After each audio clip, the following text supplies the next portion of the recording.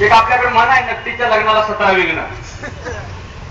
ही जात संघटित करणं म्हणजे सोपं नाही. तर मी सांगत होतो ते संघटित, कुत्रे सुद्धा संघटित होतात, परंतु मराठे इतबर बांधसाठी हातवर गेलं तर हरकत नाही, परंतु सख्या भावाला जिरविल्याशिवाय राहत नाही म्हणणाऱ्या सूर्याची पिसाळाच्या अवलादी आमच्यामध्ये अजूनही जिवंत आहेत. आणि म्हणून मराठी बर्बाद झालेले आहेत लक्षात घ्या महाराष्ट्रात. म्हणून आम्ही आता कुठेतरी जागा झालं पाहिजे.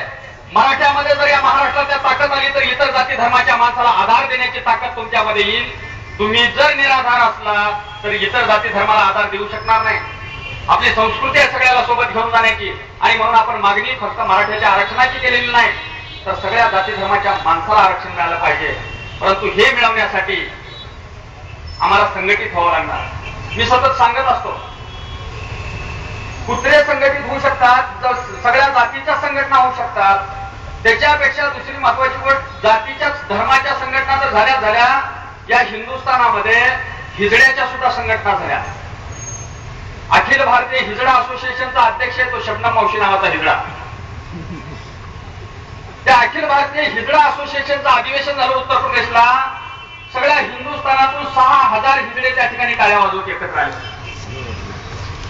6000 हिजडे एकत्रित आले, लक्षात घ्या. आणि त्यांनी पहिला ठराव काय म्हणला त्यांच्या अधिवेशनामध्ये, की हिजड्यांना पोलीस भरतीमध्ये 10% आरक्षण मिळालं पाहिजे.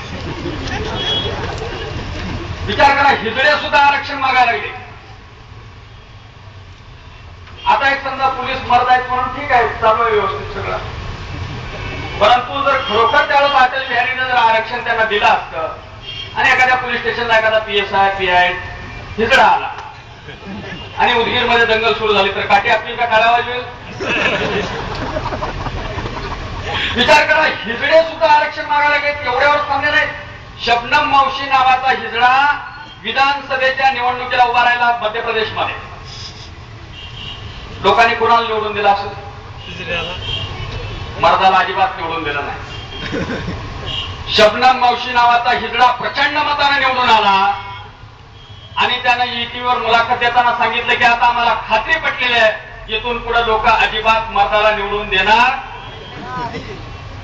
आणि म्हणून आमची हिजडा संघटना येणाऱ्या विधानसभेमध्ये 100 जागा लढवणार. आता 100 हिजडे आमदार झाले तर मुख्यमंत्री सुद्धा,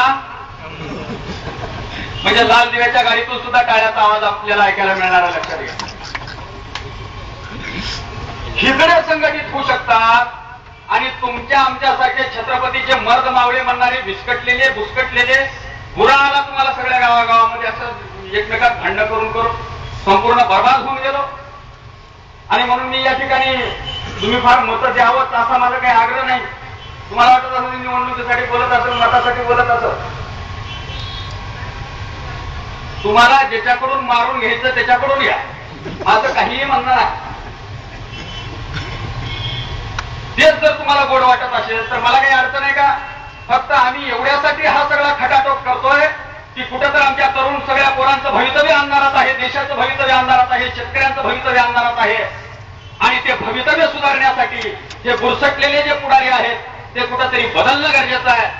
आणि ते बदलण्यासाठी या लोकांची घराणेशाही बर्बाद करण्यासाठी तुम्हाला आम्हाला संघटित व्हावं लागणार. आणि त्याच्यासाठी हा सगळा खटाटोप आहे. आणि म्हणून तुम्ही या तालुक्यामध्ये नुसतं हे ऐकून घरी जाऊ नका. गावागावामधल्या सगळ्या महिलांना सांगा की जर क्रांती सेनेचं सरकार आलं तर या महाराष्ट्राची संपूर्ण दारूबंदी होणार आहे. विरोधकाची बाई सुद्धा आपल्याला मतं टाकणार आहे, लक्षात घ्या. कशात टाकणार आहे? ती पेल्याशिवाय संध्याकाळी घरी जात नाही. त्याची बायको सुद्धा त्याला सांगेल, बरं आता निवडणुकीपर्यंत तुझा कार्यक्रम आहे, मी क्रांती सेनेचं बटन दाबणार आहे. हे आमच्या राजकीय पुढाऱ्यांना कशासाठी करायचं नाही, कारण ह्यांचे कमाईचे ठिकाणं हे आहेत. म्हणून क्रांती सेनेचं सरकार आणून या महाराष्ट्रामध्ये आपल्याला पहिल्यांदा दारूचे कारखाने आणि दारूचे अड्डे उद्ध्वस्त करावे लागणार आहेत. तरच आमचं भवितव्य उज्ज्वल होणार आहे. उजाडणारे संसार, उद्ध्वस्त होणारे संसार थांबणार आहेत. आणि त्याच्यासाठी आपल्याला क्रांती सेना स्थापन करावी लागली. आणि म्हणून आम्ही जो उमेदवार देणार आहे ते तो काही पैसेवाला राहणार नाही. तुम्ही सगळ्यांनी पट्टी गोळा करून तुमच्यातलाच एखादा उमेदवार ठरवायचा आहे. आणि तुम्ही गावागावात 1-1 रुपया का अशा पट्टी गोळा करून त्याला निवडून आणायचं हे लक्षात घ्या.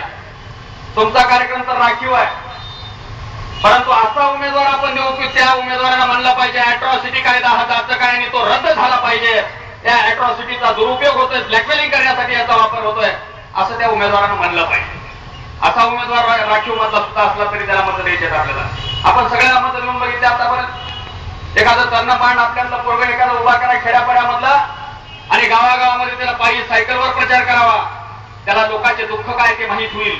परंतु जे हरामखोर 2 कोटी रुपये जर निवडणुकीला खर्च करीत असते तर 10 कोटी कमी होतील का नाही 5 वर्षात? तुम्हाला कोणी विचारायला? म्हणून या निवडणुकीत जर प्यायची असली तर दिशी शेवटच्या दिवशीपर्यंत. शेवटच्या दिवशी सकाळी सकाळी बुक्का लावून नीट मतदानाला निघायचं. ते क्रांतिसेना शालिंदे पाटलाचा कार्यक्रम कुठे बघायचा, त्याच पक्षाला मत द्यायचे. आणि याच्यासाठी तुम्हाला आम्हाला पूर्ण ताकदीनं कामाला लागावं लागणार आहे. या राज्यामध्ये या देशामध्ये नवी क्रांती करावी लागणार आहे. आणि ती क्रांती करण्यासाठी ही तुळजाभवानी मतदार जागृती अभियान आपण आज या उदगीर शहरामध्ये आणलेलं आहे. ते अभियान तुम्हाला यशस्वी करून दाखवायचं आहे. राजकीय पुढाऱ्यांच्या आता नादाला लागू नका. भरपूर उंबरटे झिजवलेले आहेत. त्यांच्याकडे जरी राहावं लागलं काही कारणामुळे, कुणाचं काय काय घोंगडं अडकलेलं असतं, बऱ्याच लोकांचे घोंगडे अडकलेले आहेत. ते तुमचं घोंगडं निघेपर्यंत तरी तुम्ही तिथं जरी राहिले तरी मनानं दिलशे हमारे साथ आहे हे आम्हाला माहित आहे. लपून लपून प्रेम आमच्यावर करतात हेही आम्हाला माहित आहे. इथं बरेच काही काही लोक लपूनही ऐकणारे असतात, ते लपून प्रेम करतात. प्रेम आपल्यावर करतात, परंतु आमदार बघतं का, अजून हे बघतं का, ते बघतं का, मी इथे गेलं तर अशा अनेक लोकांना शंका असतात. त्यांच्याबद्दलही आमचं काही मत नाही. परंतु आता हे कुठंतरी बदलावं तुम्ही, अशी आमची अपेक्षा आहे. तुम्ही गेल्या वर्षी तर आमदारने दिले निवडून काय ते शेखर भोसले सगळे मत मराठ्याने दिले आणि ते बाबासाहेबांचे पुतळे गावागावातला विकले. खायचं काही शिल्लक ठेवलं नाही. शेततळे खा, रोड खा, गटारी खा, संडास खा, काय काय खाऊ तुम्ही. खाऊन खाऊन नुसतं रेड्यासारखे फुगाला. ते आता कुठंतरी बंद करा. ज्या समाजानं तुम्हाला, ज्या लोकांनी तुम्हाला मोठे केलेलं आहे त्या लोकांची कुठंतरी जाणीव ठेवा. एवढं या ठिकाणी सांगण्यासाठी आम्ही आलेलो आहोत. आणि म्हणून या ठिकाणच्या सर्व छाव्यांना